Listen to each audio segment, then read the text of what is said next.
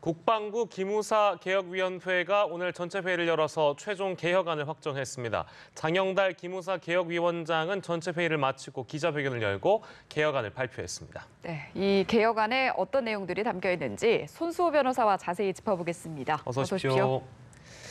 예, 장영달 위원장이 이 최종안을 발표를 했는데 일단은 가장 핵심적인 내용들을 저희가 좀 정리하고 이야기를 이어가도록 하겠습니다. 네, 일단 내용에 앞서서 예. 지금 어느 단계가 진행되는 건지 먼저 좀 짚어봐야 될 것 같아요. 네네.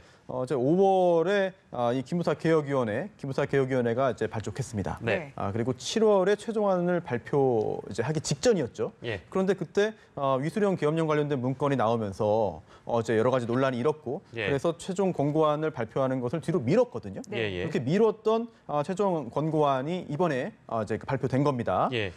그리고 또 이게 국방부 산하에 있는 개혁위원회예요. 예, 예. 그러다 보니까 이제 국방부 장관에게 이 개혁안을 보고 이제 권고하는 겁니다. 예. 그러면 국방부에서 개혁안을 확정을 해야 돼요. 예. 그리고 이 확정한 개혁안을 대통령에게 보고하고 네. 그다음에 대통령의 그 재가를 얻어서 국방부가 개혁을 하게 됩니다. 예. 그래서 지금 아직까지는 국방부에게 권고한 아주 초기 단계라고 보면 네. 되겠고요. 예. 오늘 이제 주요 내용은요. 여러 예. 가지가 있습니다만 이 기무사의 형태, 조직, 또 법적인 근거, 예. 그리고 직무, 또 그동안 있었던 여러 논란이 재발되지 않도록 어떻게 막을 것인가. 예. 이런 부분에 있어서 굉장히 다양한 내용들을 담고 있습니다. 네. 우선 형태인데요. 기존의 이제 그 사령부 형태를 존치하는 게 첫 번째 안. 예. 두 번째는 바꾸자. 이제는 장관의 참모기관, 이제 국방부 본부로 만들자. 예. 이렇게 하는 것이고요. 또 예. 세 번째는 법을 바꿔서 외청으로 독립시키자. 네. 뭐 방위사업청 같은 겁니다. 병무청 같이. 예. 이런 세 가지 안을 병렬적으로 동등하게 국방부 장관에게 권고했다라고 오늘 장영달 위원장이 밝혔고요. 예. 또 두 번째는 이제 조직의 축소인데요. 이제 전국 시도에 있는 그런 기무부대를 이제 폐지하고, 네. 그리고 또 인원도 30% 이상 감축하는 것을 이제 권고했는데, 예. 지금 4,200명 정도로 알려져 있습니다. 그렇다면 이 안이 이제 받아들여져서 그대로 이행된다면 3,000명 정도로 축소가 되는 것이죠. 예. 네. 그리고 또 이 부분도 굉장히 중요한데요.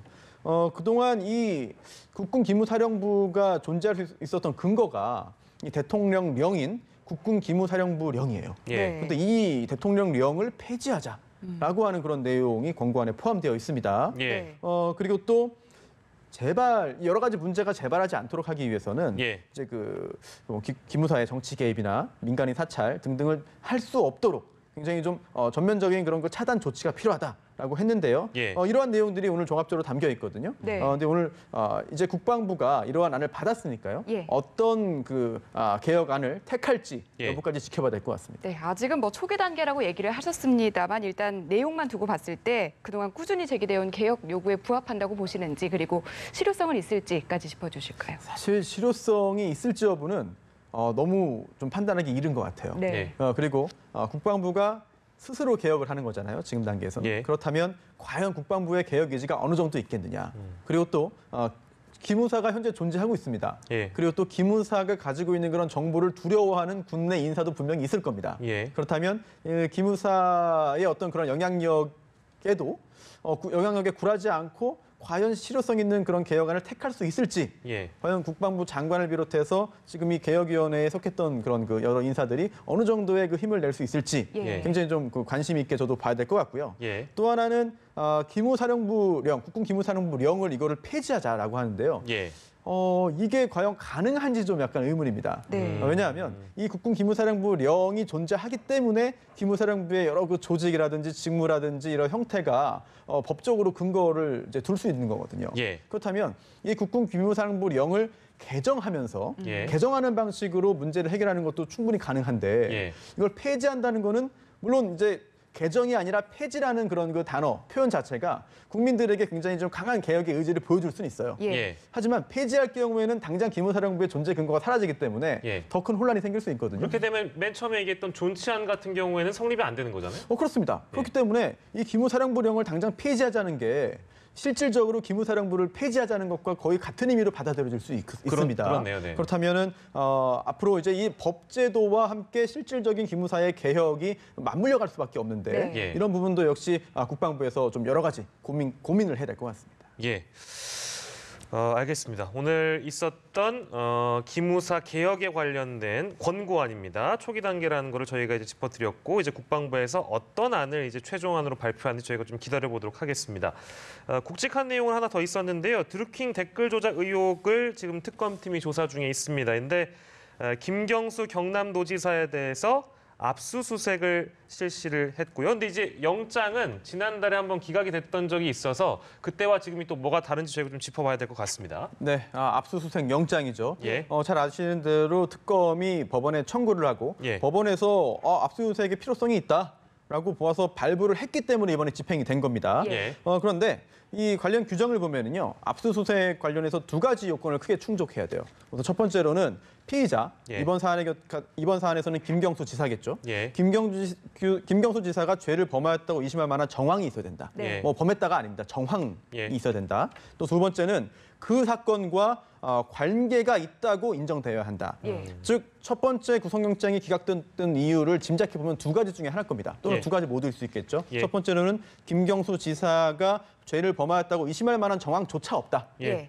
또는 두 번째는 그 정황이 인정되더라도 예. 압수수색 영장의 그 범위를 보니까 예. 너무 넓다. 예. 또는 이거는 범죄와 관련이 없는 그런 그 장소, 범죄와 관련이 없는 그런 물품까지도 압수하고 수색하겠다는 거 아니냐. 예. 이런 경우에는 기각될 수 있거든요.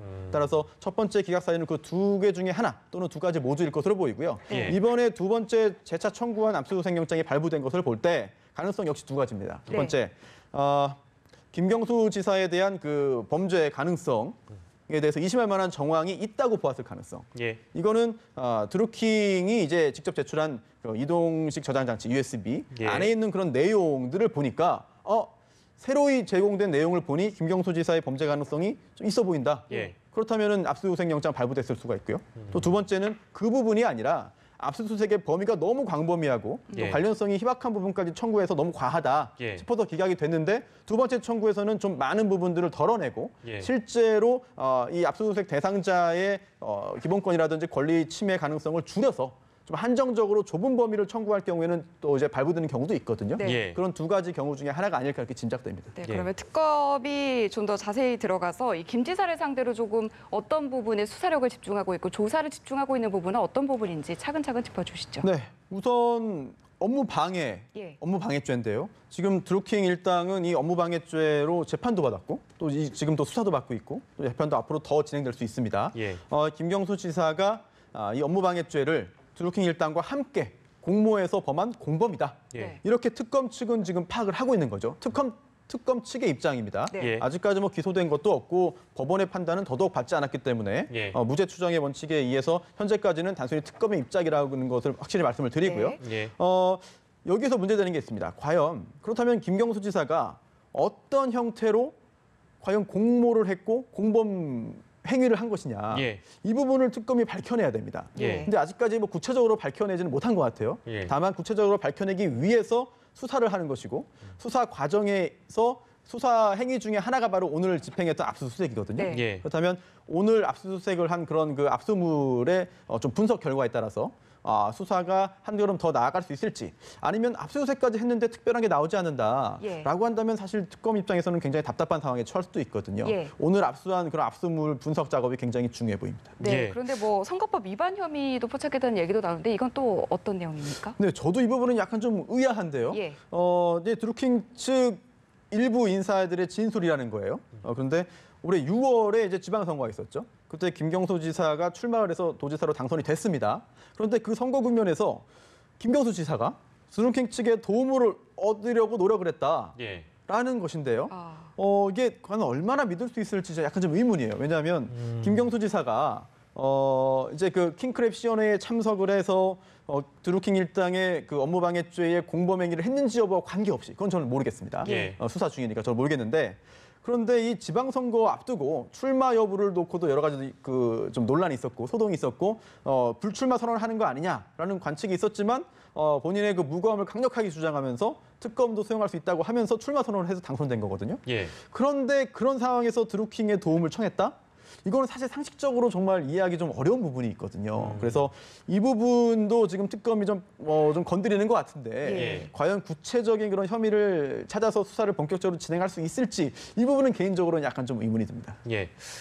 이제 조사를 들어갔으니까 당연히 소환이 불가피해 보이는 상황인데요. 일단 김 지사의 소환은 시기적으로 언제라고 우리가 예상하면 될까요?